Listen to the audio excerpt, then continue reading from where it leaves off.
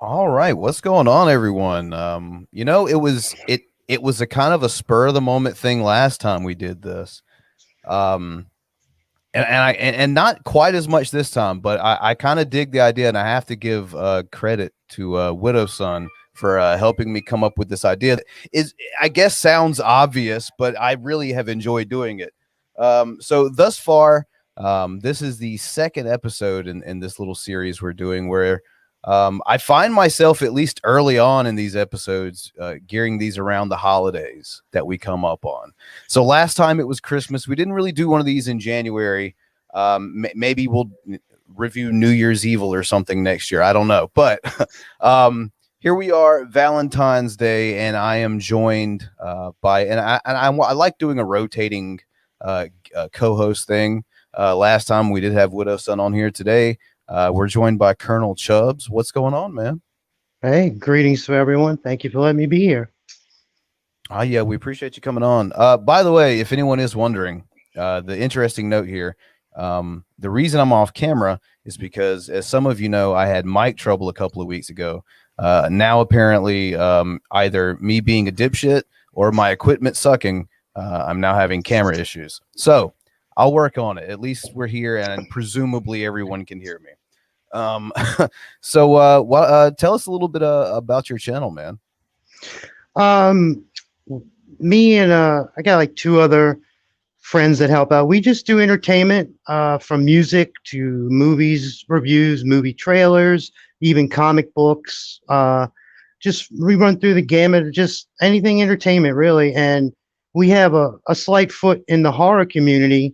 And I tell you, I find that to be the most gracious of communities out of all the other ones I'm in. There's really a lot of love in there, which is funny because it is the horror community. But our love of horror movies, that seems to bring everybody together. Yeah, it is kind of interesting because I'm in a couple of different, like, I guess, quote unquote, YouTube communities. And I will say, other than maybe like a handful, which I think is a low number, I haven't really run across a lot of people that were just awful to be around, like everyone, of course you'll have people that have their opinions on films, but then you have those people sometimes that just take it too far. And I'm glad that what I've seen out of the community, there's not a whole lot of that. So I'll have to agree with you there. Yeah. I when we put out any kind of horror trailer in our trailers, we get a lot of positive, even if I miss something. Like one time I got the year wrong in the movie and somebody was just like, hey, you were off by a year. When I look at the other communities, and I won't name any because we know, but like I was expecting to be lambasted, but no, everybody was pretty nice about it. So I do find the horror community very fun to be in. For sure. All right. So I guess, and by the way, I've linked your channel and your Twitter also down below in the description. So if anyone want to go check it out, give it a subscription. I would suggest doing so. So we're talking Valentine's Day films today. So of course, I think generally speaking, I didn't even run a poll on this one. Last time for the Christmas theme, we kind of ran a poll. I think when it comes to this one, these are two obvious picks. At least that come to my mind anyway. And I've seen a lot of other creators actually doing something on one or even both of these films recently. So I guess it's kind of everyone's go-to slasher Valentine's Day film. So the first one is My Bloody Valentine. That's the first one we're going to talk about. I guess we're going to go in order of release here. But before we get into any kind of specifics, I guess with this one, how familiar are you? Have you seen this movie several times, maybe a handful of times? I saw it actually by this time, probably a dozen, but half of that was in the late 80s, and then half is, after the remake in 09 or whenever that 3D version came out. people kept asking me like, "Isn't there an older one?" And I kept showing people the older one to show like you might. It's a little, I say cheesier, but you go back to an '81 film, it seems more interesting than just the 3D. Like they tried to just push the 3D element, which didn't really work too well in my eyes. But no, I've seen it probably about a dozen times by now. I asked that question because I know it went through a period of time where I think it was kind of hard to come by. I recall an era in which this movie was kind of hard to get your hands on, especially a really good copy with all the unedited kills and stuff like that in it. So I guess we'll start overall. What are your overall feelings about the film? Well, I always like to remind people that this coming out in '81, the horror boom had just started. Halloween was 2 or 3 years earlier, and Friday the 13th was just a year earlier. That the companies themselves didn't know what to do, and this movie has a little bit of everything. It's a who's done it with a slasher, a little comedy. There's even a love triangle, and to me, that's something I can get behind because it's not straightforward. Okay, there's this many people, they die one at a time. Okay, no, you know, they get a little red herring here and there and a little backstory as you go. And like you said, there's not many Valentine's movies because at this time everybody was jumping on, Happy Birthday to Me, Graduation Day, New Year's Eve, you name the holiday, people were trying to own it because Halloween, there wasn't one named before that, and they just picked that. This was, they managed to make, the town is, Valentine Bluff, but it just set on Valentine's Day. And it's funny, both these movies today have Valentine dances in it, and I've never had one of those around me. I never seen a big dance around that time, but I think they did a decent job of setting up like how do we make a Valentine's movie. And they they've been I think it was the director said they wanted to try and go with the mask theme, and they picked a miner's mask. And I want to say they made it work because the mine is a spooky place when you think about it. That's two things I did want to talk about today, and we'll get to the other half of that equation later, like the whole miners get up or the cherub outfit we'll see in the other movie we're talking about, kind of comparing those costumes, because I notice a split opinion on both of them quite frequently. But yeah, and like you said, I think everyone was trying to, not only with the, like you said, the whole holiday angle, but I think everyone was trying to capture that lightning in a bottle from Halloween all over again for several years after it came out. And yeah, I say that, but it's a testament to a movie like Halloween, but I think it's a testament to, a movie like this one, whereas we're talking about it decades later. So, it had to be more than just that. So it definitely made its own impact for sure. So, I mean, overall, this one to me, personally, this isn't one that I was familiar with in my youth. This one, I guess, kind of skirted by me, and that this may have been the same time period that I was referencing earlier, where this was kind of hard to come by. So I didn't actually, I don't think I saw this movie until maybe around the time that I heard rumblings of the remake coming out. So I know it was before I actually saw the remake. So I went back and I checked it out. So for me overall, I don't think I'm ever going to say it's like one of my favorite slasher movies, but I will say that it's definitely one that is in my rotation, that it's going to be watched probably, sometimes, of course, ironically on Valentine's Day, and sometimes just because you get a hankering for the movie, because it is kind of different from everything else. Like you said earlier, it's got these small little nuances that really stand out, and I don't think you really find in any other film or franchise. And speaking of that, this is a movie that I think, for all intents and purposes, even looking at the ending, was I looked to me like set up for a sequel. Oh yeah. One that never happened. Like we mentioned earlier, it got a remake in like '09 or 10, something like that. So what? A, do you think a franchise would have worked, and B, why do you think it never happened? I think at least one sequel to kind of at least wrap up the ending. I don't know how far we're doing spoilers, but that it was left open. And again, I think at the time they wanted to, but nobody knew the turnaround horror movies could make, where you could spend a little and make a lot. And later on, kind of like Nightmare on Elm Street in '84, kind of set it to where, oh, we could put a little bit into it, a lot of hard work, and make some money. But if I had to guess, I think they just never got back to it, and maybe thought, okay, we'll try it again and do the 3D thing, but introduce the story. And yet they never, like, that one was left ambiguous as well.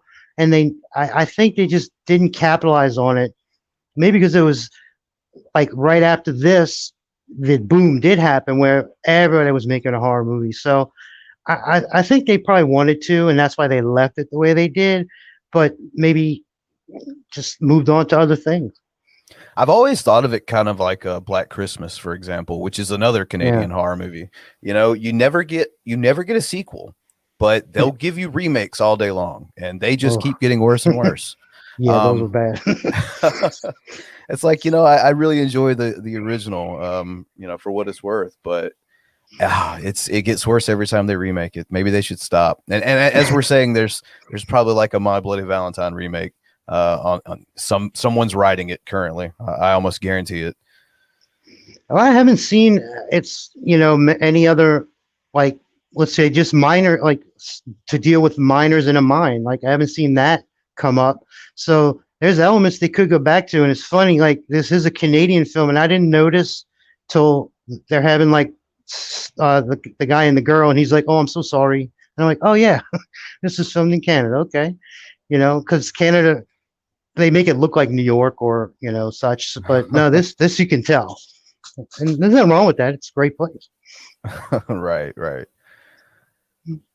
I mean, so I guess we can kind of you mentioned earlier you didn't know if we were going to go into spoilers. Yes, if anyone hasn't seen the movie, at this point would be a good part. If you're interested in watching it, if you're concerned about spoilers.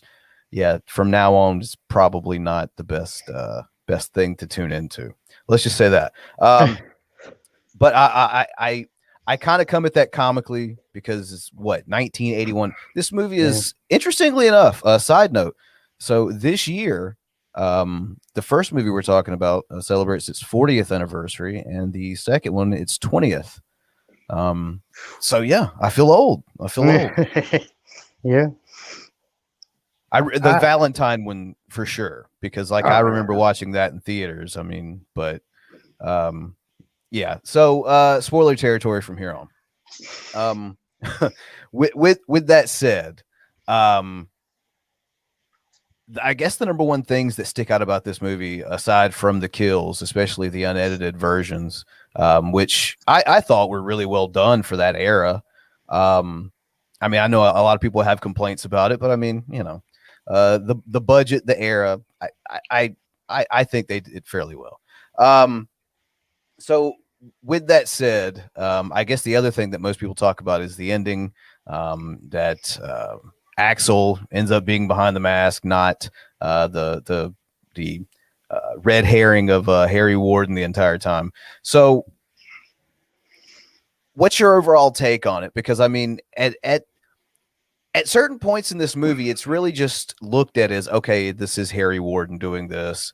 There's not much of a whodunit type element until a certain point into the movie anyway, I'd say, at least. Although it definitely does appear. Did the twist work for you and subsequent ending? Yes, and a little no, because the Axel thing worked because, yeah, the TJ thing's a little obvious. Like, oh, you left, but then you came back. Where'd you go? And how come you didn't call? And then they keep telling the Harry story over and over again, and then they call the asylum or the mental place, and he's like, "Oh, there's no record of him." Those are good little crumbs to throw at people. But when they tell his story that he's doing it because he saw his dad get taken out by Harry, I think that's a little weak. But even though, like, I watched this the other day just to get reacquainted again, like, it took me a second to go, oh, yeah, like, even with those things being thrown at you, you do stop and go, okay, well, why would that guy do it? Why would Axel do it if he's with the girl now? And so they give you enough to play with, but the only thing I don't like is why he's doing it. But other than that, I think it's a really good way to throw people off. Yeah, yeah. I'll say that. Upon watching it the first time, I just thought it was a foregone conclusion. I was taken that any other person as a suspect were the red herrings. I kind of just thought it would be taken at face value. So I can't say I called the ending necessarily, but I wasn't very impressed by it either. I will say this, kind of skirting back over to the kills we were mentioning, is a couple of the things you hear people talk about this the most. One thing I'll say, I guess we can play favorite kill here. Mine, for no other reason than sheer hilarity, has to be the guy that gets drowned in hot dog water. Like that's just the fact that that's a sentence that I can say amuses me, and that's why it's mine. Yeah, especially when other people are getting drills through their back and, spikes. Like the girl in the beginning, she's pushed through a spike, and then it's like, oh, I'm just gonna push your face in there. Yeah, that one's a little funny. If I had to pick a favorite, let's see. I actually like the very first one, even though it's kind of off the main story. But the girl takes her suit off, and he pushes her through the spike because you don't know what's going on. You don't see that coming. And then some of the kills you don't see happen, like the drill in the back, like they walk up upon the. By the way, I wanted to mention this movie has no sex in it, no boobs, no. They didn't include any of that, and still it was interesting. Like, you don't need that for every horror movie, but back especially then, of that era too. Oh yeah, with Friday 13th coming out, and everybody does it in there. But I thought that was a nice thing. But yeah, I like the girl being pushed through the spike in the beginning. I like that one. Yeah, I mean, you don't always get a kind of out of nowhere reverse impalement. Right. Especially to kick off the film. I'll say that. I mean, they get right to business right in the first few minutes. So definitely undeniable. So is there anything like the kills, the twist ending? Is there anything else in this movie that when you talk about it to other people, that is something that is generally a topic of conversation for you? Well, I can tell you, in preparing for this show, my wife had never seen the 81 version, and I had to keep, hold my tongue the whole time we're watching it. But she kind of I noticed she liked the things that I like, that instead of the way they set up the dance, but they cancel it, but yet they still were able to have a party. So everybody's together. Like they did to me, like pushing people off the track. Like, it's not just the whodunit, but like, how are they going to do it? And, like my second favorite kill is the woman in the dryer, like, oh, same, like the way they set that up where, the guy, the cop walks in and he's like, what's that smell? And in that moment, you're wondering, okay, where's the body? What's going on? And that's what I like about it is, yeah, there's a couple straight. Yeah, he's got a pickaxe and, he uses that. But yeah, from the hot dog in the water to, putting somebody in the dryer, and then he's sending literal hearts to people. Those are little things I think put a nice little accent on the movie, where it's not usual just somebody crosses around and they get killed. They built up enough suspense to keep, even for an 81 movie, to keep people watching. I think it's a testament to the not only I'll say this the very well done use of practical effects in this movie because Oh yeah, you don't even see in certain cuts the dryer kill at all, like right. and in any cut it's very pieces, so the most of the impact comes from the reveal Yeah, and just how that prosthetic looked was just, I mean, it's fucking ridiculously frightening. Like the eyes are all cloudy. I mean, it looks pretty realistic. It's steaming, smoking. So, I mean, it's a testament. And I think this movie actually, you know, not to sound like a broken record about harping on the kills, but I really do appreciate them in this movie. But practical effects were done very well in this one. yeah, because a lot of like that kill and a couple others, you don't see it. You're still taken back by the aftermath. Like, many other horror movies, like especially Friday the 13th, they wanted to show the best kills. And when you have something like Tom Savini, of course you do. But in this one, like the hot dog when you see, and when the girl in the mine gets hit with the pickaxe. But yeah, the dryer and the drill in the back, like you don't see it happen, but they do a good job of making it like that looked like a dead body in the dryer. So they did it. Right. And they only had, it was a low budget, and I forgot how much offhand, but it was like half of what somebody like Friday 13th would have had. So they did a good job of what they had to deal with. Yeah, yeah. And let's see if I'm looking at this properly here.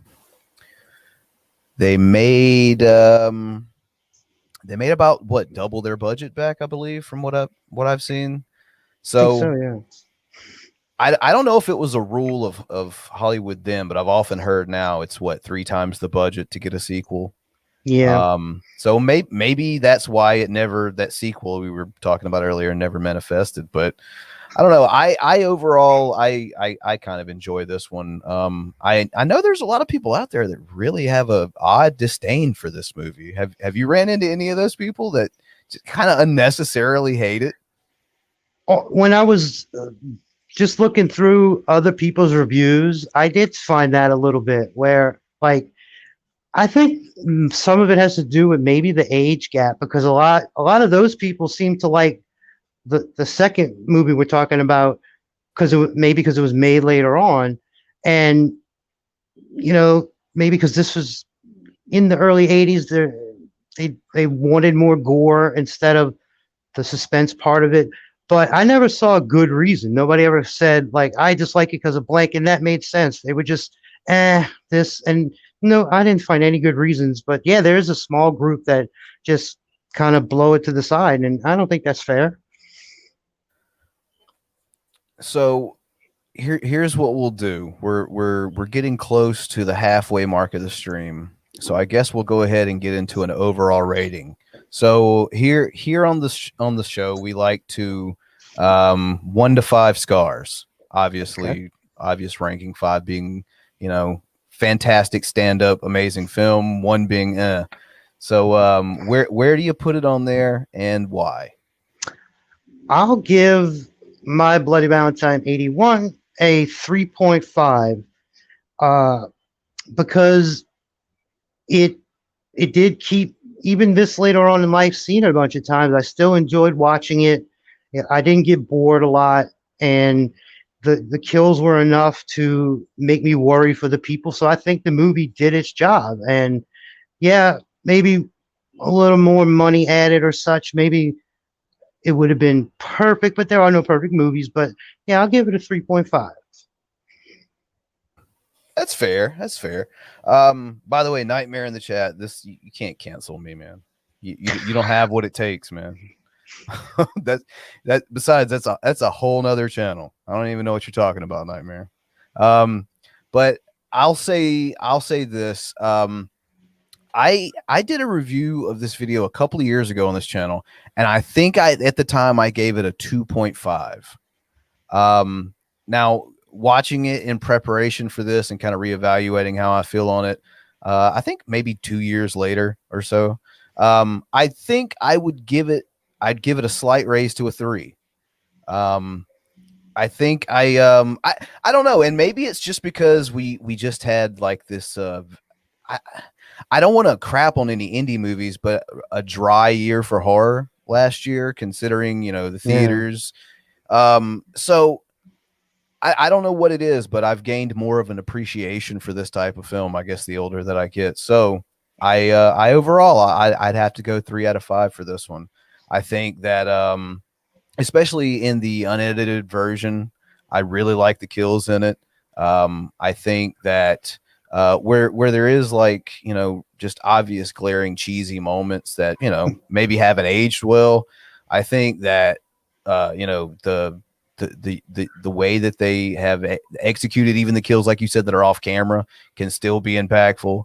The way they actually set up a story, the way they actually there looks like there was effort in this, whereas in there wasn't an effort in a lot of the Halloween copycats.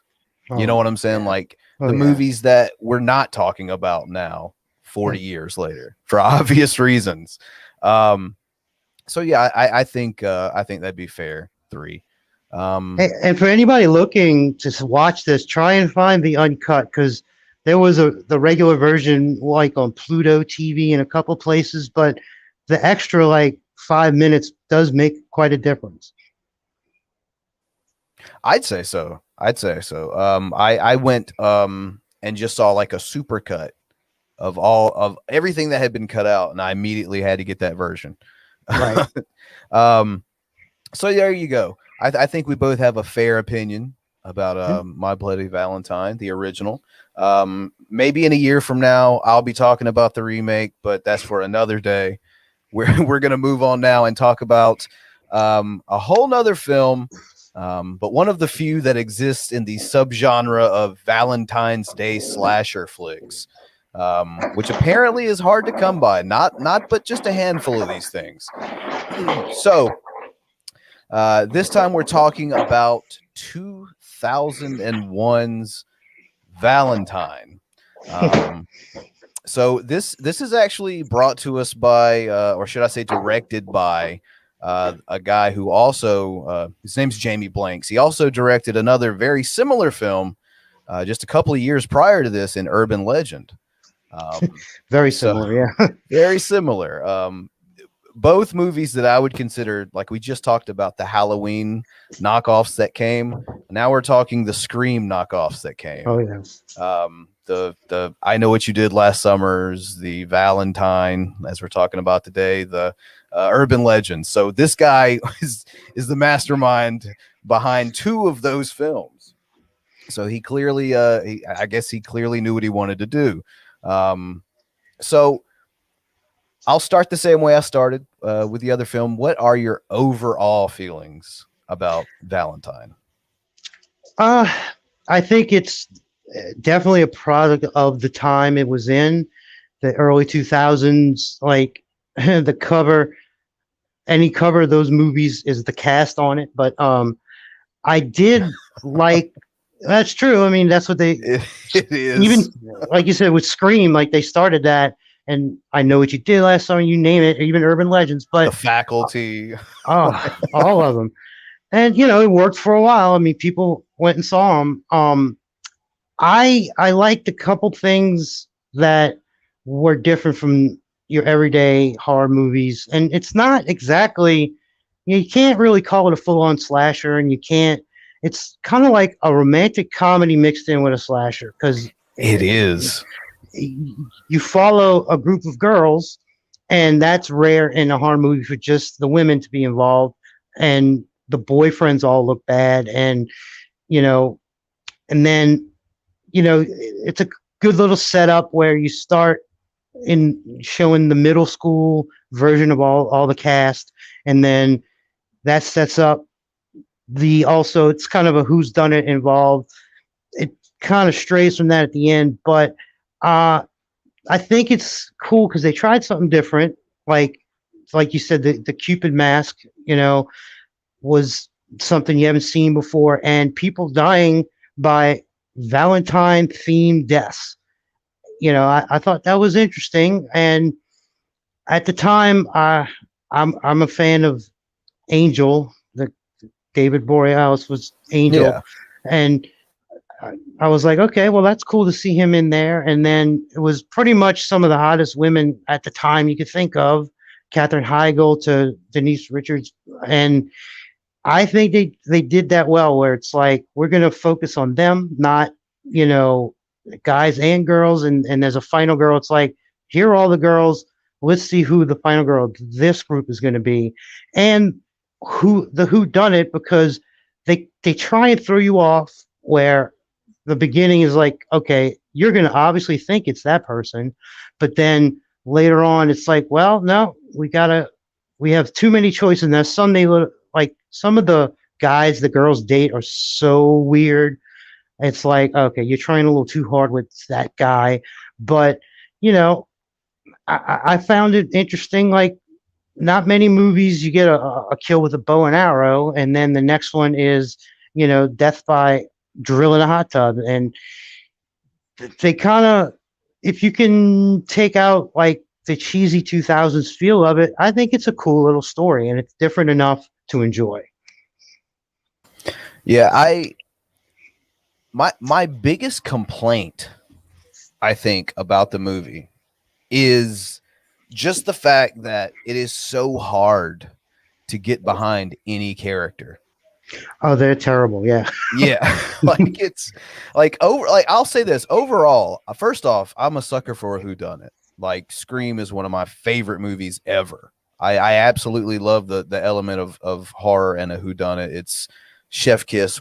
It gets me every time. So I do appreciate that. I really do. Even though I will say I did figure some things out before the ending came. It was easier for me than, say, a Scream or something where it was like, oh, well, it's obviously Billy. Oh, shit, he's Right. dead. Okay, I don't know who it is.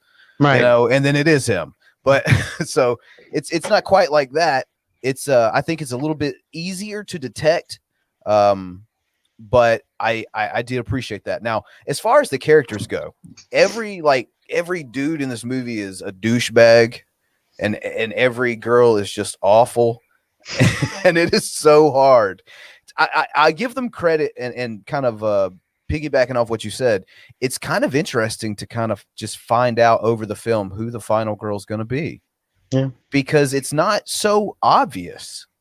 There are certain things that kind of make you feel maybe this person or this person. And of course the tables turn in the end. We'll get there in a moment. But so there are definitely some things I do appreciate about it, but man, oh man, it is some of my biggest complaints about, I think any movie, honestly, is that if I'm not invested in the characters, it's hard for me to specifically care about them. And at that point, I'm just there to watch the story unfold. Yeah. Which as a fan of a whodunit, I was still there for, don't get me wrong. But it was hard to find someone to cheer for in this one. That's kind of my overall thoughts about this. Now, as far as I always talk about kills in these things, obviously, I think most people should. You mentioned Valentine's Day themed kills. That to me also stood out as something that, I mean, to your casual moviegoer, they're going to be like, yeah, that's corny. That's cheesy. Yeah. And sure, it is. But to see it done without it being, I think I've seen cornier, I've seen cheesier. I think it wasn't horribly executed. And they set it up, by the way. The girls actually say when in the middle school flashback, like how they end up being killed later. Like one says, I'd rather be boiled alive, and that's what happens to her. A cool little callback. And they do a Scream with Katherine Heigl because you think she's the main character, and they pull a Drew Barrymore, and she's taken out first. Yeah, that's right. I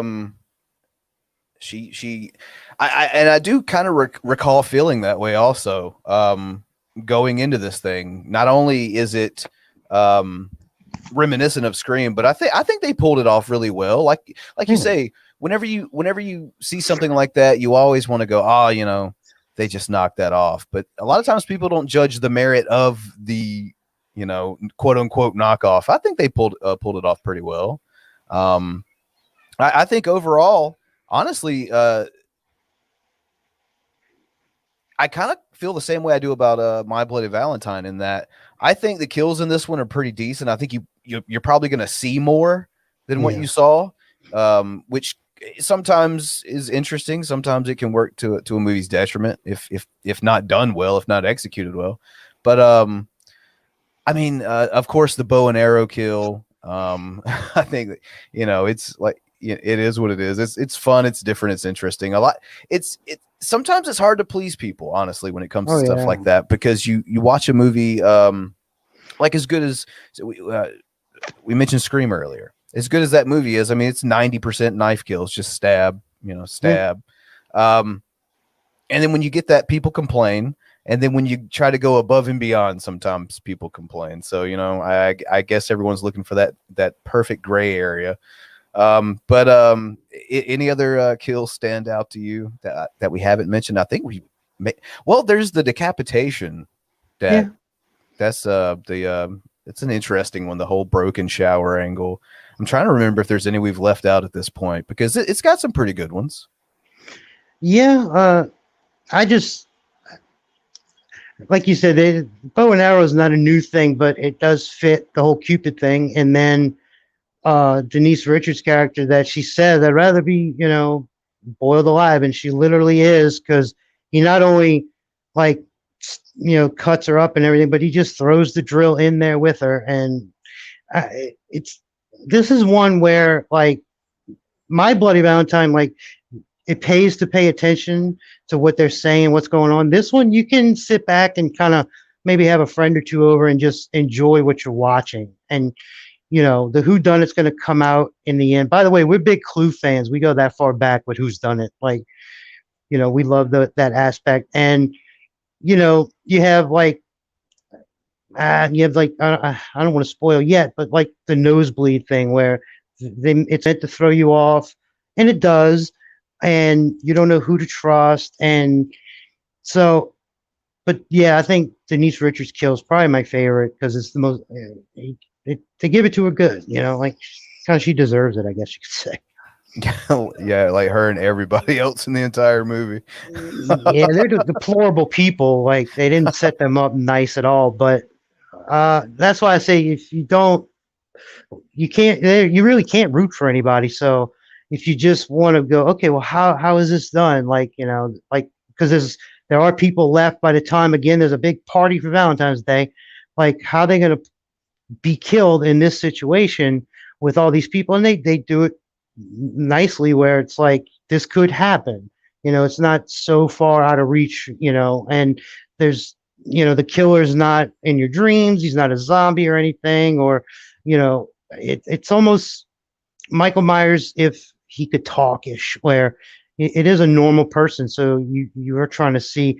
I just wish they didn't set up, like we said, the really bad dates and boyfriends they have, because that makes it too hard to be like, okay, if everybody's bad, or, you know, you can't even try and see. And maybe the flashback, like, they had to set it up, but that made it a little too much, where it's like, okay, well, we know, because it's like Terror Train. It's that thing where, oh, well, we kind of know almost exactly who it's going to be. And there are some cutscenes that they took out of this movie, by the way.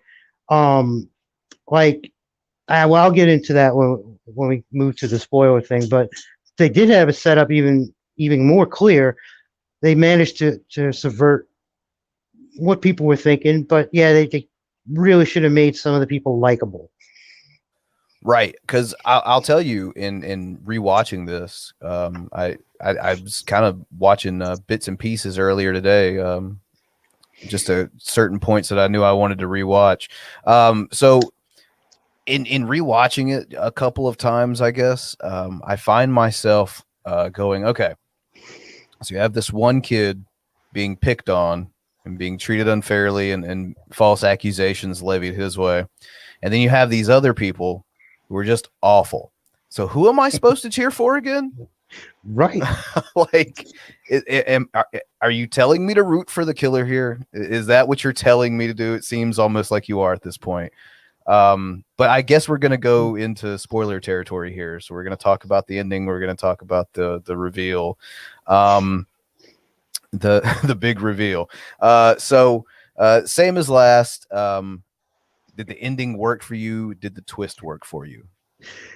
I overall it did, um, because for a split second you do think it was, and it's almost the urban legend reveal where, oh, it's one of the girls who may have snapped and did it, and no, it, you know, they subverted that. By the way, the cutscene was, um, I think his name is Adam in the movie. David's character actually dresses up Dorothy in the outfit right before he shoots her in that whole scene, but they took that out. So, because that would have been a little too easy. But yeah, like the first time I ever saw it, I did think for a second, oh, wow, well, maybe one of the girls did snap because she felt bad. And then, of course, you get the nosebleed. You're like, oh, okay. And this is one of those movies where the bad guy actually gets away with it, which is kind of interesting. Right. You don't find that too much. Now earlier I said I kind of called the ending. Now what I mean by that is when I was watching this, I figured he was the killer. I'm having trouble remembering names too. The female's name who is at the end of the film, who he sets up. I can't for the life of me remember her character's name. But those two, I thought they were pulling a Scream. I thought it was going to be the two of them. And I remember the first time I watched it, I didn't even quite get it at first because I remember leaving the theater thinking that that I was right, that it was both of them, that she just got her and he had just taken advantage of the situation.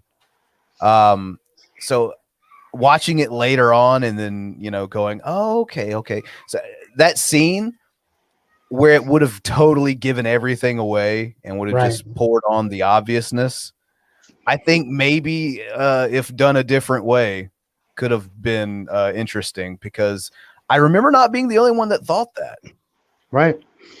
So it did kind of confuse me at first. But I think overall, I mean, I think the ending works. It's just basically to get one more plot twist in there, you know, in the very last second, which, I mean, it works. We've seen it work before in other films. But I think it's good enough for me. I think the twist is, now, not that I'm condoning a sequel to this movie, but it did obviously end another one here that we're talking about with what looks like a setup for a sequel.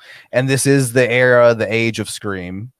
So sequels were no stranger. I mean, you had I Still Know What You Did Last Summer. You had, you had a whole trilogy of those and a whole trilogy of the urban legend films too. So I'll ask you this about the same thing. Why do you think, because as I'm looking at it right here, the movie made over 3 times its budget. Why do you think this one never had a sequel? The only reason I could see this one didn't get a sequel would be they killed off the biggest stars that they had in the movie.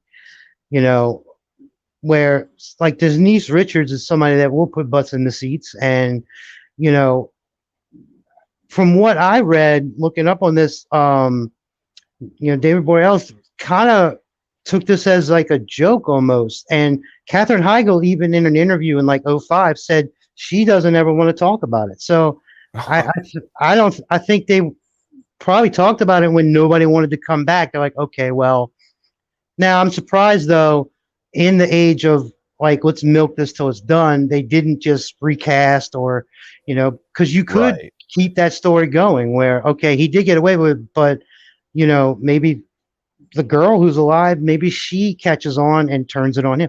They could have done that, but my guess would be they couldn't get the big names back, and maybe that's why. Yeah, because and like you said about killing pretty much all the characters in the film, I honestly felt like this is a film that probably normally would have just gotten a subpar follow-up with a completely new cast, mostly of actors and actresses you've never heard of. It may or may not even go straight to video. But I'm just interested that it didn't happen, just like My Bloody Valentine. Like I said, not a huge fan of this movie or anything, not that I hate it.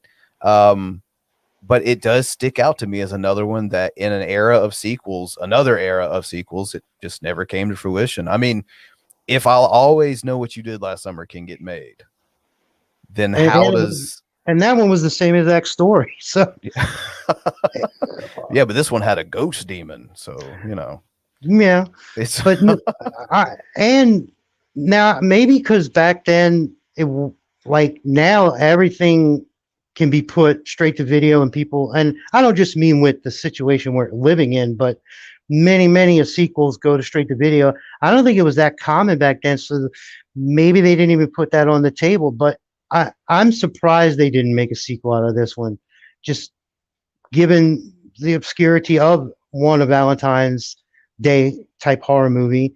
And, you know, even with, if some of the people didn't return, like you already set it up and it kind of worked, but you know, we don't know the true behind the scenes fiascos they might have went through. Oh yeah, that's always true. It seems like nobody wants to talk about it, so maybe it was hell. I don't know. So anything else that stands out about this one that you maybe wanted to touch on?